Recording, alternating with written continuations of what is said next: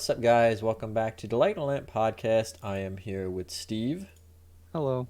as always, and it is the most wonderful time of the year, right? That is right. It is Stanley Cup playoff time. Starting on Monday, we will have our first round matchups getting underway. The last game of the regular season is tomorrow, Sunday. This is being recorded at 5 o'clock on Saturday, the 30th. So, we got a lot to talk about. Let's just get right into it. No fluff needed. We'll start with the first matchup with the President's Trophy winning Florida Panthers taking on the second wildcard Washington Capitals, who failed to move into a divisional spot after having three cracks at it, and the Penguins ultimately locked up the third seed in the Metro. We'll go to you first on this one, Steve. Who's winning, and how many games is this one going? Well, I know by wow, instantly forgot how to talk. And surprise to literally nobody, I think the Florida Panthers have this matchup locked pretty firmly in hand. I mean, the Washington Capitals haven't been all that great to begin with this year. I mean, they started the year in number 2 chasing the Carolina Hurricanes, but they just never really regained their form. And then you add in the day-to-day nature of Alex Ovechkin, and it's like, I don't know. I don't know if Washington has the depth or like the firepower really to get through Florida. So I give them 6 games because I think Washington's not a terrible team. So I do think they can get a couple of games off the Panthers, but I don't think they have what it takes to get the whole thing, to win. Yeah, I'm in the same boat. I picked my bracket. I said Florida in five. Just a lot of inconsistency with this Capitals team. They're very, very top heavy. The depth isn't fantastic. Definitely not as good as it has been previously. And I mean, we've seen teams deeper than this with more. I don't want to say better goaltending because I think Vanacek and Samsonov are fine, but I'll say more consistent goaltending during Braden Holtby's peak with this team. He was a little bit more reliable in terms of his consistent results than Vanacek and Samsonov have been this season. This team's not that deep. I mean, besides their first two lines, I do like their fourth line a lot. Garnet Hathaway, AJF, and whoever else they put on that fourth line. Sorry, my phone alarm just decided to go off for no reason. Mm. I do like their fourth line a lot. I think it's one of the better fourth lines in the NHL. But in terms of just this depth scoring and the support that they're going to have for the top two lines, it's not as deep. Again, in question of Ovechkin's health, Carl Hagelin's health is also another question mark. They've been without him for a while. And even all that to say, I still think the Capitals are a solid team. But, I mean, I tried really, really hard to look at this Panthers team. Because I don't like just picking the higher seed just because they play better in the regular season. But, man, there really isn't a weakness with this roster. I cannot point to anything besides maybe a couple of players having not that much playoff experience, but then you're also rocking guys like Claude Giroux and Joe Thornton and Sam Bennett, and it's just Bobrovsky. It's like, I can't even say that's a major weakness either. I cannot find fault with this Florida Panthers team. I can't. So, yeah, say what you want about them getting smacked in the teeth 10-2 to Montreal in their final regular season game. They basically weren't playing any of their good players, so yeah, I'm going Florida in 5 on this one. So, sorry, Washington. Not a bad team, but man, you really choked away a chance to move into a much more favorable matchup than pulling the Florida Panthers in round 1. So, Oh yeah.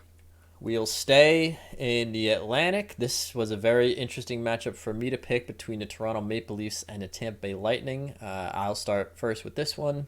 I said Tampa Bay.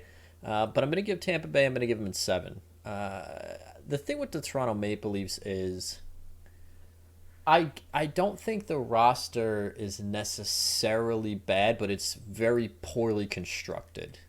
Very top heavy, obviously offensively minded.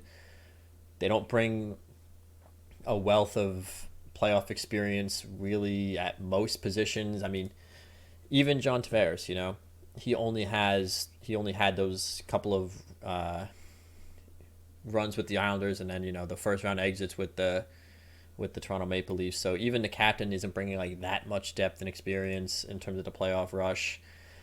And the goaltending. I mean, the goaltending is huge question mark, right? What Jack Campbell are we going to get? Are we going to get, midway through the season, Vezina caliber Jack Campbell? Are we going to get games 1 through 3 of last year Jack Campbell? Are we going to get games 4 through 7 Jack Campbell?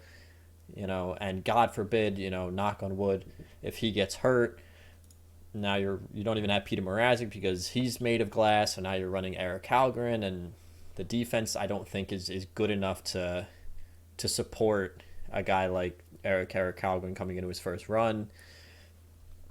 Yeah, I mean, there's just Tampa Bay brings more depth, more experience, way better goaltending,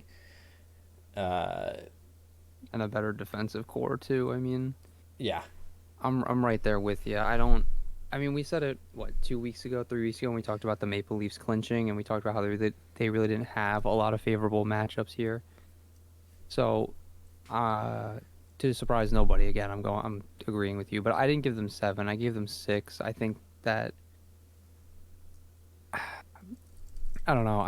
Even though that this is like a diminished version of that Tampa Bay roster, I still think that this is a really formidable team to be pulling in the first round. And I mean, forward for forward, Toronto might match up with that top 6 in terms of just firepower and talent, but when it comes to depth, like throughout the whole lineup, I don't know if Toronto has what it takes to really knuckle down and win this, Like you said, this is a team that's like been there, done that. Like Tampa Bay knows how to win these games, and they know how to do it almost with their eyes closed at this point. So it's going to be tough for Toronto to really be able to beat them, I think. And like you said, if Jack Campbell either flounders or gets hurt, it's might as well be all like a GG, right? Like Eric Calgren's been good for them in the regular season, but I don't think, like you said, it's the team's defensive structure is good enough to really like prop him up and carry him through a playoff series. Yeah, and when you look at the Lightning, their depth isn't as deep as it has been in previous years. But I mean, not for nothing, Corey Perry, 19 goals this season, almost had a 20-goal season. Ross Colton, 22 goals. Pierre Edouard Bellemare, obviously one of the better fourth-line players in the NHL. Nick Paul had 14 points in 21 games since coming over. They're still trying to get Brendan Hagel, kind of getting him going, but the depth of the Tampa Bay Lightning is good. I mean, their third and fourth lines are solid, and that's exactly what you need come playoff time. If you're asking, let's assume the 2 top lines cancel each other out, right? You said the top 6 matches up pretty evenly, which I would agree with. The second lines cancel each other out. If you're looking at the third and fourth lines of these 2 teams, who would I really rather rely on to get me a big goal or make a big hit and make a big play? I'm going to choose Tampa Bay Lightning. They're the double back-to-back champs for a reason.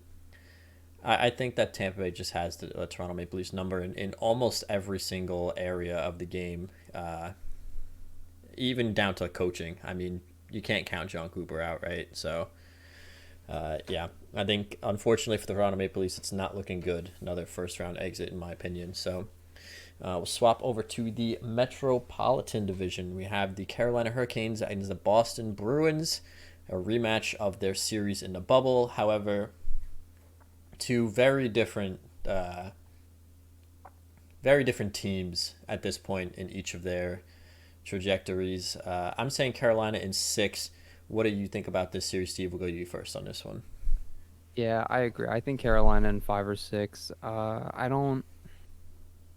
The Bruins are a good team. I don't want to take anything from them by saying that, but I think it's pretty clear to everybody at this point that this Boston Bruins team isn't the same team as it's been in the past couple of years. I mean, they've usually been in one of those divisional spots, and it was tough for them to even really get into a position to fight for one this year, which was different for them. Um, and I just think Carolina is just such a that roster is bulletproof. Like that's such a good team from top to bottom that I really think any team's gonna have a hard time beating them. So to me, like it's not a significantly diminished, but a diminished Boston Bruins team is gonna have a hard time, I think. Yeah, I mean, we've seen this year just, the trend in Boston over the last couple seasons has been very, very heavily reliant on that top line. But I think we really saw that kind of rear its ugly head this season specifically. The trades and the moves that they made to try to bolster up their bottom part of the roster hasn't really panned out well enough for me to call this a balanced team. Taylor Hall's playing pretty good for them. I think he had something like pull up the stats. I think he had like 25 goals, something like that. 20 goals this year, 61 points. Obviously, Bergeron and Marchand Pasternak, when they're playing healthy, they're absolutely a force to be reckoned with. But then you look at the depth, and it's okay. Eric Howell, 44 points. Coyle, 44 points. DeBrusk, 42 points. But, Nick Foligno, yikes, 13 points. But when you match up against a team like the Carolina Hurricanes, who have one of the better defenses in the entire NHL, look, even losing Dougie Hamilton, they still have one of the better defenses in the NHL. They have a lot of depth, and they added to that depth this season, bringing in guys like Max Domi, who is playing decently for them, I will say, at this point. Toivo Teravainen had a pretty good season. Vinny Trocheck, Nino Niederreiter. And then you look down at the line. Like Marty Necas has 40 points this year, right? Jesper Fast, 34. Kotkaniemi, only 30 points.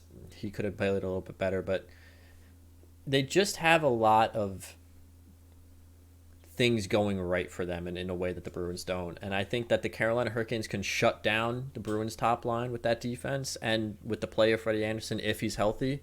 That remains to be seen. That's a big if. But even if Anderson's not healthy, if Ronta's able to go, I still feel pretty confident in saying that the Hurricanes would win that series, even with Antti Ranta in the net, because Antti Ranta played really well for them this year as well. The centers of the Hurricanes can shut down the centers of the Bruins. I don't think it's the other way around. Bergeron can only play so many minutes a night, and eventually you're going to have to give, Jordan Staal or Sebastian Aho or Vinny Trocheck a favorable matchup up the middle, and I just don't think the Bruins have what it takes to keep them off the board. They made some moves, and Hampus Lindholm helps out that defense a little bit, certainly, but yeah, the depth just isn't here. It's just not. I don't feel great about this Bruins depth. So yeah, I'm gonna wrap up with rocking with the Hurricanes in this one. Again, another one of these rosters where I really, really looked at it, and I really tried hard to find fault with it just to make sure I was thinking rationally about my picks here. And, the only thing you could really point to is, okay, maybe they're missing that true second elite defenseman with the loss of Dougie Hamilton. But, I mean, in the aggregate, this team, I think, is more than made up for it. So, yeah, I'm going to rock the Hurricanes in this one. And our final Eastern Conference matchup, we have the New York Rangers taking the second spot in the Metro Division, matching up against the Pittsburgh Penguins. So I'm going to go to you first on this one again, just because obviously Ranger fan, I want to hear your opinions on this one. So I picked Rangers in 6. I want to hear what your thoughts on this are. I gave it Rangers in 6 too, and it's really, I mean, it's not that deep, honestly. Like the Rangers goaltending is just better, and I think that Pittsburgh played like well above water all year, and they managed to stay in a playoff hunt without Crosby or Malkin. Even though they have both of them back and healthy now, the Rangers still managed to beat them twice. So I know the regular season isn't a good indicator of the playoffs, but I just think like on paper the Rangers roster is better than the Pittsburgh Penguins roster, and so I give it to the Rangers, and I I'm gonna say 6 because like I still think it's gonna be a pretty tough series, but I don't think Pittsburgh has the depth or the any of the real offensive firepower they're gonna need to get through not the Rangers defense, but through Igor Shesterkin because the guy's playing like the best goalie in the league this year. Yeah, I think there's a couple of things the Penguins have going for them in this series. I think the Rangers' lack of a true shutdown center definitely helps them out a little bit. Honestly, if the Rangers had a shutdown center, I probably would have picked Rangers in 5. But the fact that Zibanejad's not bad defensively, but you really don't want him matching up against Sidney Crosby in the offensive zone if you can help it. Kind of the same deal with Ryan Strome or Andrew Kopp. I think can play some solid defense. He might be able to close down one of the two of Malkin or Crosby, but that's one thing the Penguins have going for them. And the other thing the Penguins have going for them is a relative lack of playoff experience on the Rangers' part. But all that to say, I don't think it's enough. The Rangers they're here for a reason in the second spot in the Metro. It's going to be interesting to watch this team. I'm very curious to see how they adjust to the playoff style. That tighter checking, more defensively minded game. That's kind of been their Achilles heel over the last couple of seasons. But, they address some very key areas. They have a lot more grit now. They have a lot more depth now. Guys like Ryan Reeves who, hey, been there, done that, right? Ran it all the way up to the Stanley Cup Finals with the Vegas Golden Knights and, his runs with the Blues and all that. It's just like any positives that the Penguins have going for them, I think are kind of overshadowed by the positives the Rangers have. You could argue, okay, the Rangers are a little top heavy. You could argue, okay, they don't have much playoff experience. You can argue they don't have a shutdown center, but all of that to say, they have arguably, who in my opinion should be the runaway winner of the Vezina Trophy this year. You still have Artemi Panarin. Chris Kreider has been on an absolute heater this season, so if he keeps that up in the playoffs, he's going to be playing well. And even that relative lack of playoff experience, Barclay Goodrow, back-to-back Stanley Cup champion. Chris Kreider was there with the Rangers for some of those deep runs, and I don't know. I'm just not really sold on, not sold on the Penguins this year. Could they do it? Look, you can never count Sidney Crosby out, but would I bet on it? No, not really. Especially not because remains to be seen if Tristan Jarry is just the new late 2010s Marc-Andre Fleury who just blows every playoff game he's ever started. So we'll move on to the Western Conference. We'll start with the Colorado Avalanche playing the Nashville Predators, who Nashville unbelievably blew a 4-goal lead to the Arizona Coyotes in order to end up locked into the second wildcard spot, whereas if they had won that game, they would have moved up to the first wildcard spot. Probably an easier draw in Calgary, but we'll get to that later. Just absolutely hilarious that they did that, managed to blow that game, and look, they got to play the Avalanche now, and I'll start with this one. I picked Avs in 6. I think Nashville is one of these teams where their record kind of betrays the roster a little bit. I think this roster is actually better than the record indicates. To me, they're very reminiscent of the Dallas Stars from 2 years ago, or from 3 years ago when these two teams actually played in the first round. The roster is much better than what their record indicates. But all that to say, I'm liking the Avalanche in this series. And we've talked at length about the Avalanche's lack of addressing of major issues on this roster, most notably the size on the defensive end. They do have some size. Eric Johnson, Curtis McDermott, Josh Manson. These are some big boys, right? They're not shy by any means, but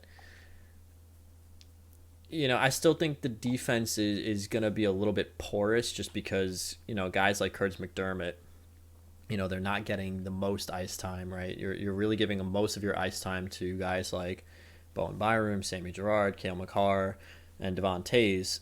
So if that's your top four, you're going to be running a very small defense, and then you have Josh Manson, Eric Johnson, Jack Johnson, and Curtis McDermott to kind of round out that bottom part. But yeah, I mean, I like the Avalanche this year in the playoffs. I really do. I think they have a really legitimate shot to go deep, just because the way the bracket shakes out for them. They have a pretty favorable bracket. Could Nashville win? Yeah, certainly. I mean, you say Saros has been playing really well. But my issue with this Nashville roster really kind of remains the same. It's that X factor, right? Like, who am I pointing to in Game 7? Last minute of the period, we need a goal to either tie the game up or bring it to overtime or win the game. They don't have that X factor, right? Like Colorado, you could be like, oh yeah, pass the puck to I don't know, Nathan frickin' McKinnon, right? Mm-hmm. And he is going to get the goal, or even Cale Makar. Roman Yossi, sure, maybe, but I don't know. I think the Preds are going to be overwhelmed by the firepower of the Avalanche. So, what are your thoughts on this series? Yeah, I'm in agreement. I kind of hemmed and hawed over this one because I thought the Predators, I mean, like you said, the roster's better than their record indicated, and I was weighing that against how much of a glass cannon do I think Colorado really is. But like you said, I don't think Nashville is going to be able to contain the speed or the scoring of the Colorado Avalanche.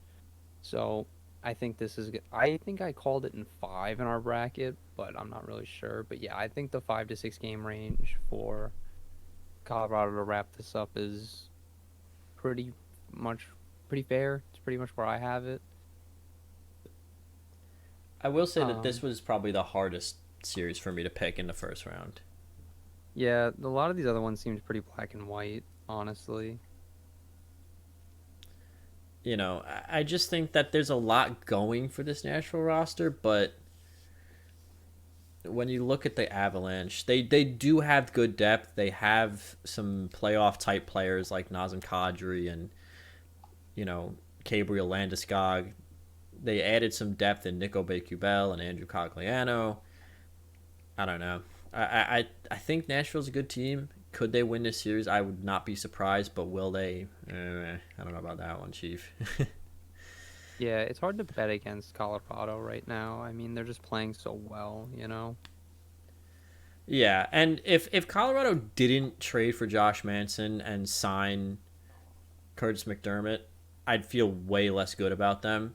But they made a couple trades for some guys with some beef on the back end, and if they utilize them correctly, I think certainly that there's a little bit more reason to believe in this team than last year. There's still a little bit of a glass cannon, I think, but it's like a glass cannon, but the wheels are now made out of steel at least, Like, Yeah. they added a little bit of meat on the thing. So, yeah, Colorado for both of us here. This is a very interesting series as well. We're going to go to you first on this one. The Minnesota Wild playing the St. Louis Blues in a Central Division matchup. St. Louis ending up in the 3rd seed, so Minnesota will have home ice advantage. Who do you got in this series? I got St. Louis in 7, and I just think it's a matter of St. Louis has the experience, they have the grit, and I don't know if Minnesota's offense is going to be consistent enough to really get around them. It's a lot of young guys, a lot of guys without any real playoff experience, and yeah, I don't know. This was tough for me because I couldn't really articulate why, but I just feel like St. Louis has got the better of the matchup here. And that's really all to say, if their goaltending can hold up, right? Like, if Jordan Bennington can play like he did when they won the Stanley Cup, they have a shot. But I don't know. Something about Minnesota I don't know. That's really it. I don't have any, in-depth. I agree. I said St. Louis in 7, and to me, it came down more to what St. Louis has versus what Minnesota doesn't have, right? like Minnesota has a good team. I'm not going to disparage the Minnesota Wild. I think that there's a solid team. Maybe you could point to, again, a lack of depth. A lot of emphasis on this team runs through that top line, runs through Kirill Kaprizov. So you might be able to point to a little bit of a lack of depth on the team. Certainly would be a legitimate argument, I think, but it's more about what does St. Louis bring to the table, and St. Louis brings to the table, in my mind, another team that the record it does not indicate how good they are. I think that St. Louis is legitimately a Stanley Cup contender still, despite ending up in a third seed, and it's just because there's not really something I can point to on this roster outside of the goaltending. And that's the big thing, right, is the goaltending. Like you said, Jordan Binnington is... Who the hell knows what you're going to get with Jordan Binnington, right? You could get ice in the vein Jordan Binnington, or you can get throw a temper tantrum after the first period Jordan Binnington. But, when you talk about things that win you playoff series, your shutdown centers, well, you have two of them, arguably, with Ryan O'Reilly and Braden Shen. You have your X factors, your elite goal scorers, guys like Vladimir Tarasenko. You have your supporting cast, guys like Pavel Buchnevich, who had a 30-goal season this year, Jordan Kyrou, who had 75 points, Barbashev had 60 points, Perron is still there, Brandon Saad is still there. And then you look at the defense, and they made moves to beef up the defense, bringing in a guy like Nick Leddy, who's had several deep runs in his career, both with the Chicago Blackhawks and with the New York Islanders. You have Troy Krug, who has that experience. You have Colton Parayko still. You're bringing a lot to this roster. I think that this roster is pretty much a complete roster outside of a very big question mark in net. And that's going to be the thing. If Jordan Binnington falters and they're forcing Ville Husso to come in and play, that's another question mark. What are you going to get out of Ville Husso if he's forced to play? There's a lot of question marks on this team, but I think the roster is good enough to get by those question marks, at least in the first round, against a Minnesota Wild team who, if you can shut down their top lines, you're not really going to be scared of the depth as much as you will be scared of the depth on the St. Louis Blues. So that was kind of my big thing here. So we're going St. Louis, both of us, in 7 games. So we'll switch on over to the Pacific Division. We have the Calgary Flames playing the Dallas Stars in wild card spot 1. And I'll start with this one. I've been a huge believer in the Dallas Stars over the last couple of years. Even going back 3 seasons ago when I picked the Nashville Predators to win that series, but I said I really should have picked the Dallas Stars. Yeah. I've been a big believer in this team. I can't say that about this year, though. I think that I've been the big proponent of this roster is better than their records in the regular season. They're just not a regular season team. I think that this record is very fair of where this team's at this point. Not taking anything away from Joe Pavelski, Jason Robertson, who had a 41-goal season. Roope Hintz had a 37-goal season. Miro Heiskanen set a new career high in points. But the depth has fallen off a cliff this year for this team. I mean, Alexander Radulov had 22 points in 71 games. Denis Gurianov only had 31 points in 73 games, 11 goals for Gurianov, 4 goals for Radulov. That's not going to cut it. Michael Raffl only had 16 points. Kivi Ranta, the playoff hero from last year, only had 7 points, 1 goal. The depth is just not there, and I think that's a big reason as to why I'm not really a believer in this team anymore. Like, yeah, sure, okay. You still have playoff pieces like Joe Pavelski, Jamie Benn, who's been deep in the playoffs a couple times, Ryan Suter, but I don't know. I like the goaltending a lot. I think Jake Ottinger is a fantastic goalie. I think Braden Holtby's still solid, but there's a lot of question marks, specifically in the depth of this team. And then when you look at the Calgary Flames, they don't match up well. I mean, the Flames have that grit and sandpaper between guys like Matthew Tkachuk, obviously, one of the biggest pests in the entire National Hockey League. You got guys like They didn't. Who did they trade for? I forgot. They made a trade for somebody. Like Coleman, wasn't it? Yeah, Blake Coleman, Tyler Toffoli, who's had pretty good, 23 points in 37 games. Johnny Gaudreau, 115 points. Matthew Tkachuk, 104 points. Lindholm had a 42-goal season. Mangiapane had a 32-goal season. There's a lot of scoring, but there's also a lot of depth. Milan Lucic brings playoff experience and grit. Eric Goodbranson, Chris Tanev brings a lot of grit to this team. Brett Ritchie brings grit to this team. They're very, very balanced, and they're very, very good. And, I mean, what more can we say about Jacob Markstrom? And even if he goes down with an injury, Dan Vladar has played pretty well for them. I mean, he'd be a question mark because of his lack of playoff experience, but Jacob Markstrom is still really good, obviously. I think that the defense of the Flames will certainly be able to contain the top players of the Dallas Stars, and the depth of the Stars isn't there. The Dallas Stars defense might be able to shut down to a certain extent the top line, but the depth of this Flames team is just going to be overwhelming for them, and I don't know. I think there's a lot going for Flames that isn't going for Dallas, so I said Flames in 6. What are your thoughts on this series? I called Flames in 5. I just don't think Dallas. I think it took a lot out of them just to even get into this position because of how long and how hard they had to fight to get into the playoffs. That I don't know if they have any gas left in the tank to really push a team like Calgary all that hard. Like you said, Calgary's roster is pretty complete from top to bottom, and Dallas has a lot of holes. Like, this isn't the same team that went to that Stanley Cup final. Guys like Jamie Benn took like huge steps back, so I really don't see them being able to hang with Calgary almost at all.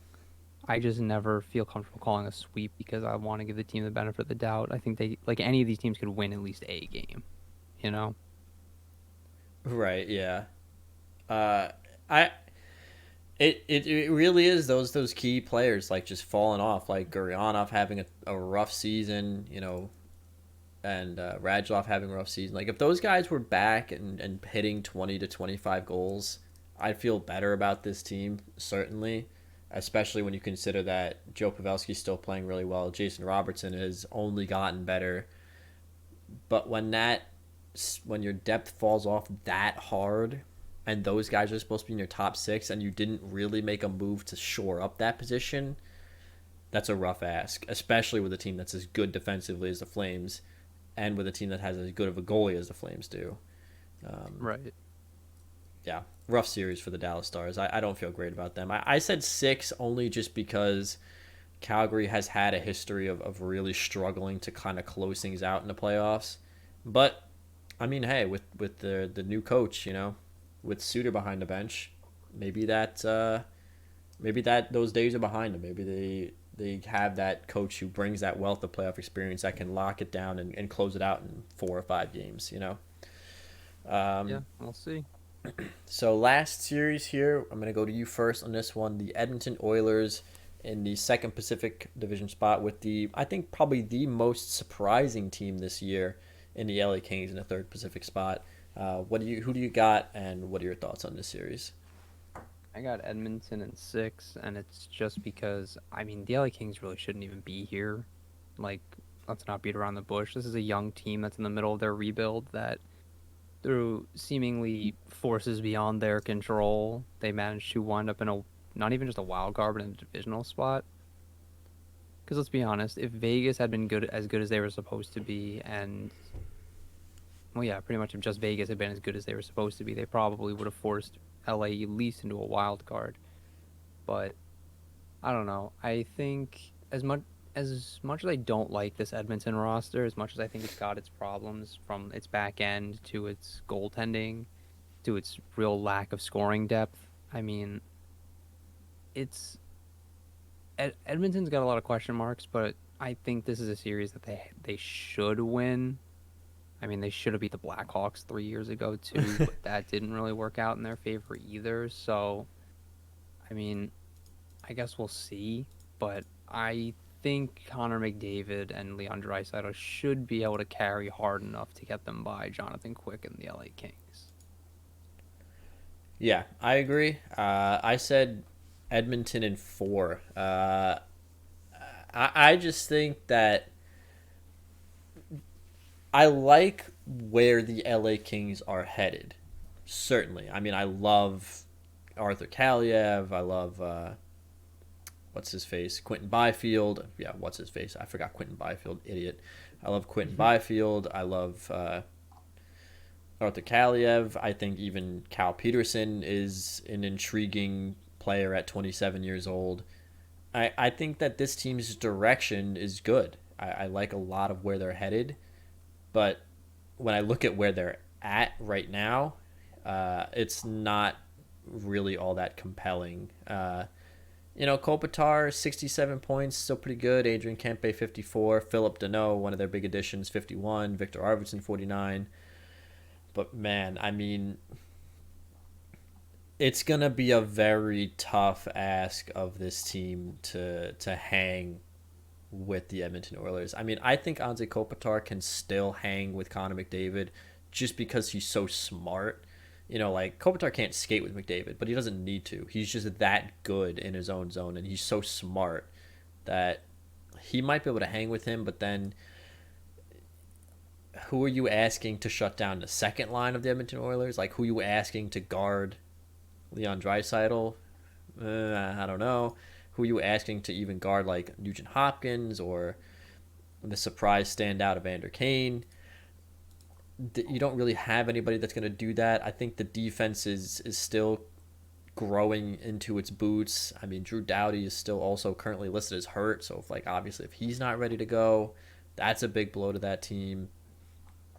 There's just, and I don't even think the Oilers are all that good. I mean, when you look at this team on paper, it's really good, but then when you look at these point distributions, McDavid 123 and Draisaitl 110.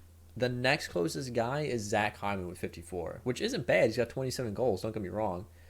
But that is a huge drop-off. They don't have anyone else on this team that's a point per game after that. And it's asking a lot for the LA Kings to be able to shut down those two. And I don't think they're going to be able to do it. Like, I think that they'll be able to score on this team because I'm still not overly thrilled with the defense of the Edmonton Oilers, and I'm not sold on the goaltending as far as I can throw it.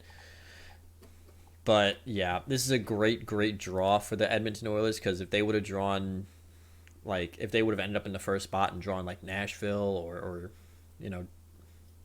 say, like, St. Louis dropped to a wild card, I think I would be much more compelled to put them out of the playoffs in round one. I don't think they have all that deep of a run ahead of them, but they certainly have enough to take out this LA Kings team who, for what it's worth, get some playoff experience for the young guys. Just, get a series in there and see what happens. I don't know. I think the only saving grace for this team, the only way this team can win this series is if Jonathan Quick pulls a Carey Price from last year and just goes like absolutely Super Saiyan. But like outside of that happening, I'm not thrilled about the LA Kings. I'm thrilled about where they're going. I'm thrilled about their eventual destination, but where they're at currently does not really excite me very much at all. So, so those are our first round matchups. I want to talk really quickly just about like the feeling of this year's playoffs because I picked the better seed to win almost every series, and the only series I didn't pick the better seeds to win was a second and third, right? Like I picked the St. Louis Blues to win in the third seed and the Lightning to win in the third seed. I have like no wild cards making it out and only two of the lower seeds making it out.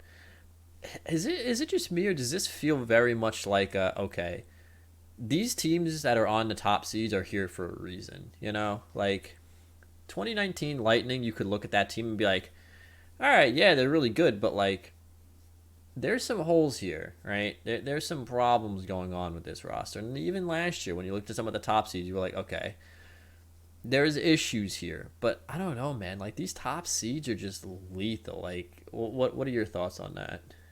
I don't know. I think that it's pretty even across the board, to be honest. I think there's like maybe three or four like teams that stand head and shoulders above the rest, but a lot of the rest of these teams feel like varying degrees of the same level of competitiveness to me. Like it's I picked a lot of the higher seeds too, and it's just because I feel like a lot of those higher seeds have proven themselves throughout the season. I think that's probably another thing too, right? Is like the season was longer this year. Finally, it was like a full season, so we actually got 82 games to really judge these teams. Whereas last year we had 40, and we watched a lot of those teams that did play well in those 54 or 48 games, I can't remember whatever it was, like flame out because they really didn't have it. They were just hot for so many games and stayed hot. But like, I mean, perfect example is the Montreal Canadiens. But so I think that's a big factor of it. And I don't know. I think a lot of these series feel very like black and white, and I don't know if that's so different from normally though. I mean, I feel like every year there's a feeling of very like, okay, these teams are the better teams and these teams really aren't that good. I think the only difference is this year there are actually teams where we're pointing at saying like, yeah, these guys can't hang at all, you know? Whereas in the past, I don't know if we've really pointed at any playoff team and said like, oh yeah, these guys don't just like they might not deserve to be here, but like they have some redeeming quality to the roster. Whereas teams like Edmonton and LA, like they don't really have many redeeming qualities to the roster, and they're only really here by way of their division being so bad. So I think that also added to the feeling of very how open and shut a lot of these series felt. Yeah, I think there's definitely some compelling teams that are in a lower seed. Like I think the Nashville Predators certainly could rip off a deep run. Would not surprise me if they did that. I think that the Boston Bruins still have a little bit left in the tank, and they could rip off a deep run. You just never know with them. Uh, but it also just kind of feels like, yeah, like I'll just say for the record, my final four is just the heads of each division. I have Florida, Carolina, Calgary, and Colorado going all the way to each of their conference finals. I don't know Um, why. you know, I don't know. It just feels like, whereas in past years we could look at some of these top teams and say, okay, sure, the Lightning really good in the regular season, but that's all they got going for them. Oh, the Penguins in some of those mid 2010s years, yeah, okay, you won the division. What else have you got going for you? Or even a team like the Islanders in previous years, who always kind of ended up in that second or third seed. You could be like, all right, yeah, sure, they're not a regular season team, but wait for the playoffs. But I don't know. This year, the top teams are not just built for the regular season; they're built for playoffs. With the exception of a couple of teams like the Toronto Maple Leafs, who are very clearly like built for the regular season. So just as a matter of record, uh, I'll say that my current bracket, my not YOLO bracket, because like I always put my actual bracket in our private league, and then I always YOLO the NHL bracket, Yeah. which is probably stupid because the NHL bracket actually has a prize associated with it. But whatever. Uh, my actual prediction right now is Stanley Cup Finals, Florida Panthers, Colorado Avalanche, and I'm picking the Florida man, Florida Panthers, all the way to the Stanley Cup this year. Uh, I like I said, I really try because I hate picking President Trophy winners to win the cup because it feels like, oh yeah, they won the regular season, duh, right? But that just isn't it with this team. Like there's no holes, there's no I mean, they're the major real glaring deal. issues. Right, like they've got everything. They've got the depth, they've got the grit, they've got the defense, they've got the goaltending. They've got the offense. Like, Maybe the coaching. I'm okay with you arguing that. Coach, not a lot of experience, right? I think that's fair. Uh, but yeah, this feels like a team that's just built to win. And hell, they've been doing a lot of this, this last 20 games without the services of Aaron Ekblad, who very well could be ready for the playoffs. I mean, I was reading about that today because that was in my mind. And they were saying he's been skating with the team, for about the last week or two, and could potentially be ready for game one. So bring him back into the fold, and I mean, Jesus, right? yeah, it's a whole different ball game now. So what's your Stanley Cup Finals, and who's your winner this year? I got Calgary, Florida, and I got Florida winning too. I just think Calgary's got enough. is going to be too deep and too heavy for Colorado to really compete with in that Western Conference final. And I don't think Colorado is going to be able to score their way out of it, considering that, Calgary also has an elite offense this year. That being said, that all becomes moot points when they run into the Panthers, who are deeper, bigger, tougher, and could probably score more goals than they can if they, with their eyes closed. So it's, yeah, that's pretty much it. Like the Panthers are just so good, dude. Like this is one of the years where like the President's Trophy winner really is the best team in the league. Like it's not just, oh yeah, they won the most games, or They so they're scored the quote most unquote the goals, or best. Yeah, it's like no, this team is very clearly like the best constructed roster on the ice right now. Like you said, they did most of this in the last 20 games without Aaron Ekblad, who's their best defenseman, who now is going to be ready for the playoffs. So they're only going to get better for game one. yeah, and there is, in my opinion, there is one team who can stop the Florida Panthers. The only team I think, well, okay, not to say the only team that can stop the Florida Panthers, because obviously I think Calgary could certainly beat them. I think Colorado could certainly beat them. There's one team that's gonna railroad the Florida Panthers, and that would be the Lightning. I think in the Eastern Conference they have the best shot, and I think Carolina would certainly be able to beat them too. I'm not saying they can't, but if I'm looking at the best chance to beat them, I would argue that the Lightning have the best chance to beat them. And a major reason for that is they match up pretty well with them in almost every single factor. And they have they play each other 4 times a year. They played each other in the playoffs last year. Like that familiarity factor, I think, would be the thing that would be a benefit to the Lightning that a team like the Avalanche don't have, or a team like the Hurricanes don't have as much of. Knowing this team, knowing what they can do, playing them so often, and knowing how to shut them down. I think the Lightning are legitimately the best chance in the NHL to stop this team from getting on this run, and if they don't, it's going to be tough. I think it's going to be tough for a lot of these other teams. Oh, yeah. My biggest potential upset, I think if any team is going to make an upset deep Cinderella run, I think it would be the Nashville Predators. Second wild card. I think this team is pretty good. I almost picked the Blues to go to this conference finals, but God, I can't get over Jordan Binnington. I really can't. Yeah, not against Nathan McKinnon and friends. Yeah, McKinnon and co.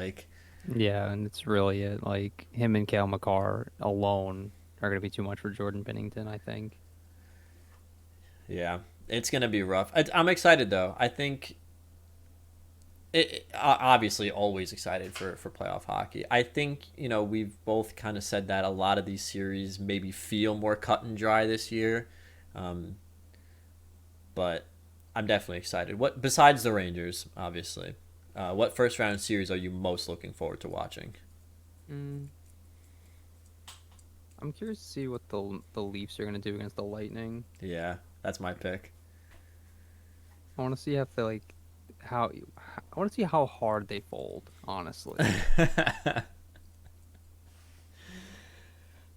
I think that's going to be an exciting series, if nothing else, just because there should be a lot of goals going on in that series. You get to watch Matthews, Nylander, Marner, Tavares, Kucherov, Stamkos, Point, Hedman, like all these guys just go head to head to head to head. That's going to be so much fun to watch. It's going to be high flying. It's going to be crazy. Definitely my pick for must watch series. I think it's a lot of people's pick, and for good reason. I would think so. So do you have any last minute thoughts you want to throw out there before we wrap up? I don't think so. All right, so we'll wrap it up on that. I'm praying for the souls of Leaf fans. Just listen, I don't want to beat up on the Leafs. If they win, I would actually be pretty happy for them, because I'd love to watch more Austin Matthews in the playoffs. I mean, who wouldn't, right? I just hope that if the Leafs lose, I hope it's at least not as embarrassing as it was last year, right? Like, just don't don't blow a 3-0 series lead again. You can't you can't do that to those fans. So obviously, like I said, everyone tune in Monday night Stanley Cup playoffs 2022 gonna get underway, and it's gonna be a good one. So we'll come back at you next week. We'll discuss how the series are going, what's going on, and I don't know, who knows, maybe the LA Kings sweep the Edmonton Oilers and Connor McDavid demands a trade to the, I don't know, ECHL or something crazy like that. Or he leaves the NHL and forms the WHA again, right? Or he pulls a reverse Gretzky, and goes from the NHL to the WHA. Like, I'm tired of it. But yeah, so thank you guys for watching, and we will see you guys again next week.